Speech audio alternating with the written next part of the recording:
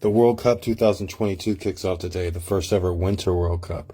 The very first World Cup I remember ever seeing was in 1990 when I was 10 years old. Our father had just put a TV in the garage and I turned it on when nobody else was home. I had never seen soccer on TV before, so I pretended I had entered a whole new dimension with a whole new life and a whole new family.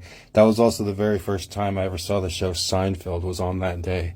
The next World Cup happened in 1994, and I remember it was on the TV in the living room. My father had it on during the daytime, and it was odd seeing sports on during the daytime. I read the newspaper every day during the summer of 1994, and I remember reading about the Brazilian player that met an unfortunate end. I believe his name was actually Pablo Escobar. He shared the name with somebody else. The 1998 World Cup was the first week that I moved to Austin, and I remember watching part of a match at a bar in West Campus with somebody I met on the drag. I was only 18, but they still wanted me to drink. Even the bartender was encouraging me to drink, but I wouldn't. We were all watching the soccer game, and I was surprised how into it these Austinites were. I'd never seen people so excited about soccer before.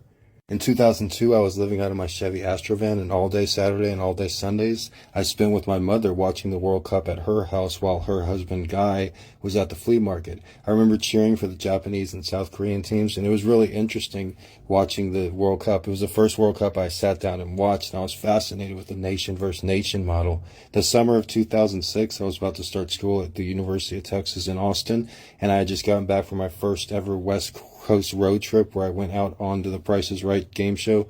I was just getting back and staying at a house in South Austin. My roommate was gone every day, and while he was at work, I would cook steaks and watch multiple World Cup games in Spanish on Telemundo.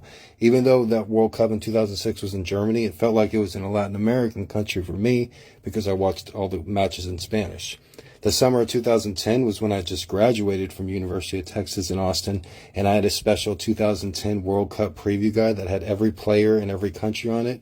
Every player's head was like a little sticker, and you placed the sticker at the right country. So this World Cup, I was thoroughly read up and well-versed, more than any other cup in history. This was also the one in Africa, and they had those bloody horns going off all the time. Very memorable World Cup.